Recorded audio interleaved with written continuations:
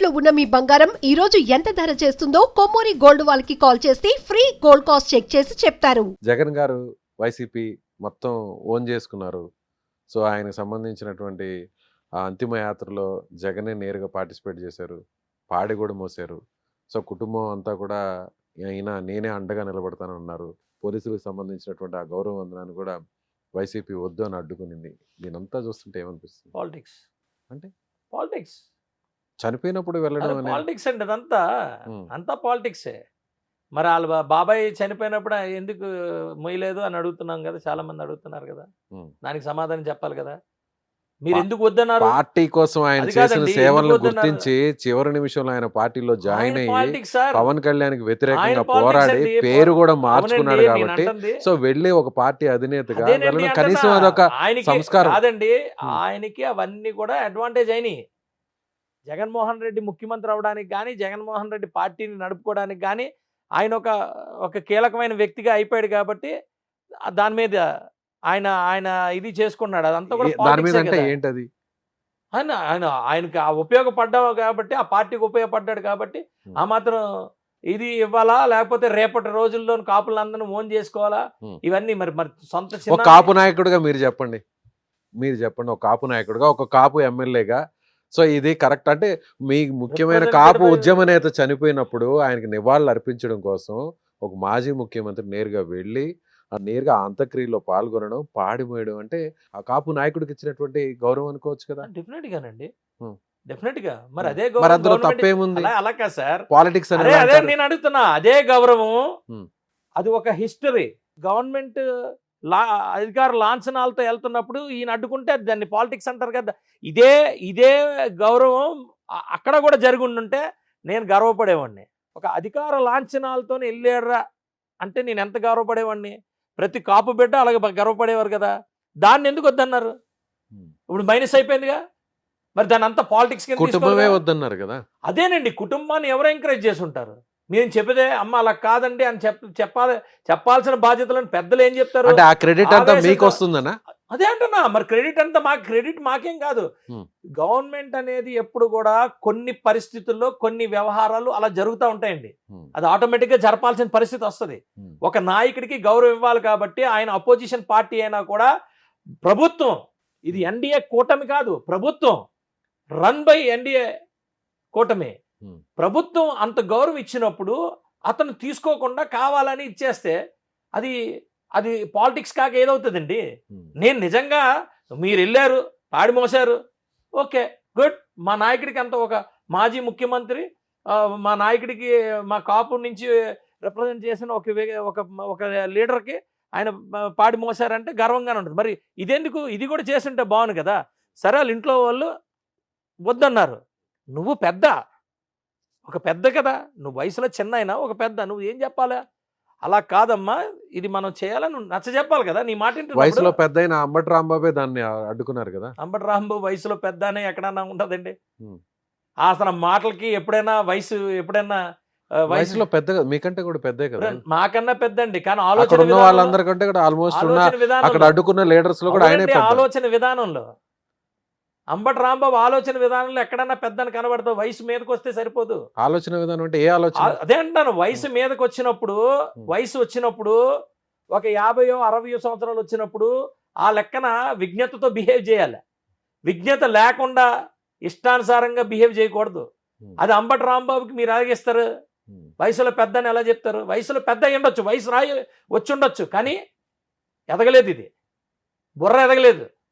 అదేనా? అలాగే బిహేవ్ చేస్తాడు అతను పూర్తిగా అతను స్వార్థం కోసం మాట్లాడతాడు. నేను ఈరోజు చెప్తున్నాను, రేపు పొద్దున్న జగన్మోహన్ రెడ్డి ఏదైనా చేస్తే జగన్మోహన్ రెడ్డిని కూడా తిడతాడు. ఆయన కూడా ఒక కాపు నాయకుడే కదా. ఆయన కూడా మీలాగే ఎమ్మెల్యే గెలిచి మంత్రిగా పనిచేశాడు కాబట్టి ఆయనకు కూడా అక్కడ ప్రశ్నించే హక్కు ఉంది కాబట్టి చేస్తున్నాను. వినండి, మేము పార్టీలోకి వెళ్ళిన తర్వాత మేము కాపు నాయకుడు అవ్వము. Represented from one community that is called Kapu. Okay, అది ఓకే. మీరు రాంగ్ అనకాదు సార్. మీరు సంబోధించడంలో కూడా ఇక మీద నుంచి అందరూ అలా సంబోధించండి.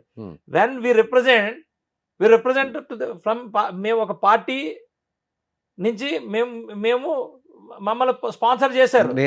నేను అన్న సందర్భం ఏంటంటే ఎమ్మెల్యే గారు, నేను అన్న సందర్భం ఏంటంటే నాయకుడు ఒక కాపు ఉద్యమ నాయకుడికి అంత్యక్రియలు జరుగుతున్నప్పుడు మీ ప్రభుత్వం నుంచి అక్కడ గౌరవ అధికారిక లాంఛనాలతో అక్కడ అంత్యక్రియలు జరపాలన్నప్పుడు కుటుంబం వద్దనింది కాబట్టి ఆయన కూడా ఒక కాపు నాయకుడిగా దాన్ని ఏమండి అడ్డుకున్నారు. అదే అంటున్నా నేను. ఉమ్, ఆ కుటుంబం వద్దన్నప్పుడు నేనైతే ఒక కాపు, నేను లీడర్గా పక్కన పెట్టండి, ఉమ్, ఒక కాపు ఒక కాపు వ్యక్తిగా ఉమ్, మీరన్న మాటే నేను అంటున్నా.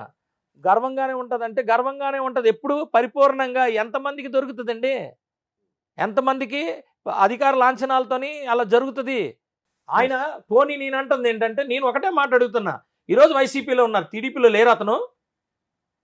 టీడీపీలో లేరు అతను? ఎవరు ముద్రగడ పద్మనాభం గారు లేరు కదా, అరే గతంలో ఉన్నారు. గతంలో ఉన్నారా లేదా? గతంలో ఉన్నారు, గతంలో మంత్రిగా ఉన్నారు. పనిచేశారు, ప్రస్తుతం కాంగ్రెస్లో వైసీపీలో ఉన్నారు. ఉన్నారు. అన్ని పార్టీల్లోనూ ఉన్నారు. ఉమ్, మరి వీళ్ళు ఒకరు వచ్చి ఈ రోజు వీళ్ళు వచ్చారు కాబట్టి వీళ్ళు కేవలం వైఎస్ఆర్సీపీ ఎత్తుగడ, వైఎస్ఆర్సీపీ పాలిటిక్స్ వల్ల అతనికి జరగాల్సిన గౌరవం అంతా కూడా అది పోయింది. ఒకవేళ ఆయన బతుకున్నప్పుడు కూడా నాకు ఈ అధికార లాంఛనాలు వాళ్ళు చెప్తున్నారు బయటికి, మాకు అధికార లాంఛనాలు వద్దు, నా కూతురు నా దగ్గర రాకూడదు. అరే నీ కోపం మీద ఉంటుంది, కూతురు కాకుండా పోతుందా? అధికార లాంఛనాలు మీరు సర్వ్ చేశారండి గవర్నమెంట్కి, ఆంధ్రప్రదేశ్ గవర్నమెంట్కి మీరు సర్వ్ చేశారు. ఆ గవర్నమెంట్ సర్వ్ చేశారు కాబట్టి మీకు ఆ లాంఛనాలు ఇచ్చారు. ఉమ్, చంద్రబాబు నాయుడు గారి సొంత ఇది కాదు, చంద్రబాబు నాయుడు గారి విజ్ఞత. ఉమ్, ఆ కుర్చీలో కూర్చున్నప్పుడు ఆయన స్వార్థంగా ఈ జగన్మోహన్ రెడ్డి లాగా ఆలోచించమని చెప్పరా. ఆయన విజ్ఞత, that is call Chandrababu Naidu, that is call Pavan Kalyan garu. ఆ విజ్ఞతతో ఆయనకి జరగాల్సిన గౌరవం ఆయనకి ఇవ్వాలని ఇస్తే వీళ్ళు అడ్డుకోవడం వల్ల వీళ్ళు స్వార్థమే కదా. వైసీపీ స్వార్థం రాజకీయాలు చేస్తుంది. పూర్తిగా అవన్నీ కూడా జరిగి ఉంటే నేను గర్వంగా ఉండేవాడిని. అక్కడ వెళ్ళి ఆ రోజున్నర చేసిన డ్రామా, ఆ రోజున్నర చేసిన పాలిటిక్స్ మీరు ఎపిసోడ్లుగా మీరు డివైడ్ చేసుకొని అందరూ చూడండి. ఏంటి ఈ ఆ మొత్తం- ఎపిసోడ్స్ ఏందో ఒకసారి చెప్పండి. ఏమండి ఆయన ఏదైతే చనిపోయిన తర్వాత ఎంటైర్ ఆ 1.5 డే మొత్తం అంతా కూడా వైఎస్ఆర్సీపీ కంట్రోల్లోకి వెళ్ళి వైఎస్ఆర్సీపీ కనబడింది అక్కడ. వైఎస్ఆర్సీపీ పార్టీలోనే ఉండి చనిపోయారు అరే కదా. పార్టీలో ఉండి చనిపోవడం కాదండి, వైఎస్ఆర్సీపీ ఎత్తుగళ్లే, వైఎస్ఆర్సీపీ డ్రామాయే, ఎవ్రీథింగ్ వైఎస్ఆర్సీపీ కనబడింది. అక్కడెక్కడ కాపు కనబడింది, అక్కడెక్కడ ముద్రగడ గారు కనబడ్డారు. ఉమ్, ఆయన లాస్ట్ జీవితం అంతా కూడా వైఎస్ఆర్సీపీ రుద్దబడిన రాజకీయమే కనబడింది. నా ఒక కాపు యువకుడిగా నాకైతే నా అభిప్రాయం అడుగుతున్నా, నేను చెప్తున్నా, నా పర్సనల్ అభిప్రాయం చెప్తున్నాను. ఇదంతా మొత్తం అంతా కూడా కేవలం వైఎస్ఆర్సీపీ కమ్మేసి ఒక నాయకుడిని అనవసరంగా ఇది చేసుకుంటే వెళ్ళింది. మేమే మా సైడ్ నుంచి మేము చాలా పాజిటివ్గానే ఉన్నాం. ఎక్కడ జారిపోతారో ఈ దాసరాముకు తెలీదా? ఏదో మాట్లాడతాడు అతను. అంటే మీకు కన్వీనియంట్గా, మీకు నచ్చిన కన్వీనియంట్గా మీరు మాట్లాడతారా? ఏం బ్రదర్, మీలాగే ఎవరు పడితే వాళ్ళు కన్వీనియంట్గా మాట్లాడితే ఎలాగవుతుంది? మీరెవరు కరెక్ట్ చేయడానికి? ఎవరు పాలసీ సాధుకుంటే ఎవరికి ఇది ఉంటాయి. 100% ప్రతి ఒక్కరి మీద గౌరవం ఉంటుంది. నష్టపోయేది నేను అడుగుతున్నా.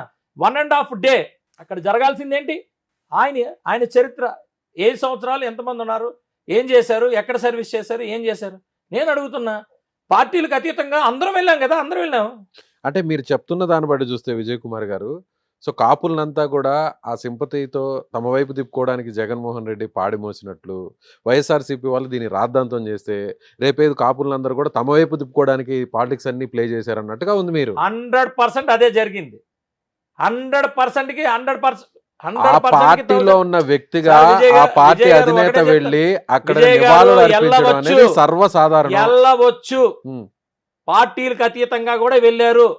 ఆయన టీడీపీ పార్టీకి కూడా సేవ చేశారు, కాంగ్రెస్ పార్టీకి సేవ చేశారు, ఈ రాష్ట్రానికి సేవ చేశారు, కాపులకి సేవ చేశారు, అందరికీ అన్ని చేశారు.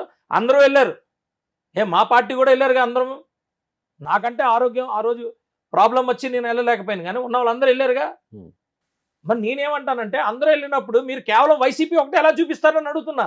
మీ పార్టీలో ఉండొచ్చు కాక మీరు ఒక్క వైసీపీ ఎలా చూపిస్తారని అడుగుతున్నా. అంటే మీరు అందరికీ సంబంధించిన ఒక నాయకుడిని కేవలం వైసీపీ ఒక ఫిక్స్ చేసి, వైసీపీ దీని కింద చేసి ఈరోజు ఆయన్ని నార్మల్ వ్యక్తిగా చేసేస్తానంటే ఎలాగవుతుంది? మీరు మంచి చేసినట్టే చెడు చేసినట్ట అతనికి. వాళ్ళ కుటుంబం ఈరోజు కాదు రేపన్నా తెలుసుకుంటుంది. నేను కాదని అన్ను, ఈరోజు కాదు రేపన్నా తెలుసుకుంటుంది.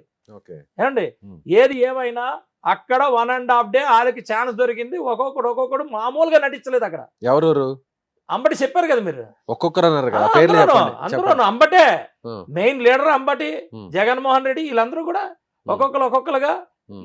ఎవరికి కావాల్సిన నటన వాళ్ళు నటించారు. జక్కంపొడి గణేష్ అడ్డుకున్నారు, అడ్డుకున్న వారిలో అందరూ కర్మ ఎవరిని వదలదు.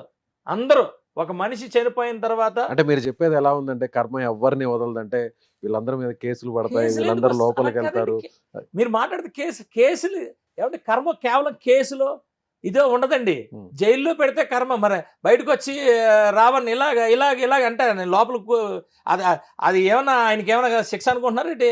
ఆయన ఎంజాయ్ చేసుకుంటున్నాడు లోపలికి వెళ్ళి. ముందుగా ఆయన ఇది చేస్తాడు. మరి నిజంగా రఘురామకృష్ణరాజు లాగా తన్నుంటే ఆయన ఇలాగ వెళ్ళి చూపిస్తాడా? కానీ ఎందుకో చట్ట పరిధి కాదండి. రావణ్ స్టేచర్ ని అలా పెంచేశారు అని అంటే పెంచుకున్నారు, అందరూ పెంచుకున్నారు. ఎక్కడో ఒక యూట్యూబర్ ఏమండి, రావణ్ అదే ని అంటున్నాను తీసుకెళ్లి నేను. ఇవాళ తీసుకొచ్చి ఏమండి Ravan Ravan is a case study. Ravan లాగా మీరు అందరూ కూడా అలాగే చేస్తే డెఫినెట్ గా అది మీరైనా మాకైనా వాళ్ళకైనా వైసీపీకైనా ఎవరైనా ఇష్టానుసారంగా నోరు వదులుకొని వెళ్ళిపోయినప్పుడు చట్టాలు ఉంటాయి అనేది చూపించడానికి అది అక్కడ మనం అది తెలుసుకోవాలి. ఈ 3 సంవత్సరాలు ఎవరైనా అలా మాట్లాడితే అది ఒక శాంపిల్ ఏమన్నా అలా కాదండి. చేశారు. మీరు ఊరికే మీరు జర్నలిస్ట్ కాబట్టి మీరు గుడ్డి మీద ఏకలు లాగుతారు, అలాగే ఇరికిద్దాం ట్రై మీరే చేస్తారు. అన్నారు కదా, నేను అంటుంది case study for everyone, case study అంటే అదే ఫర్ కదా. Everyone, um, for everyone, um. For ఎవరైనా టంగ్ స్లిప్ అయితే కాదు. టంగ్ స్లిప్ అయితే టంగ్ రావణ్ ఎవరి కేస్ మీద స్టడీ slip గుర్తుకు అయి- రావాలి. టంగ్ ఎవరి మీద స్లిప్ అయినా, పవన్ కళ్యాణ్ గారి మీద, టంగ్ జనసేన పార్టీ టంగ్ మీద, కాదండి. లేకపోతే కూటమి మీద. టంగ్ ఎవరి మీద స్లిప్ అయినా అనేది మీరు అండర్లైన్ చేసుకోండి. సుమన్ టీవీలో మీ పర్సనల్ అండ్ బిజినెస్ ప్రమోషన్స్ కోసం కింది నెంబర్కి కాంటాక్ట్ చేయండి.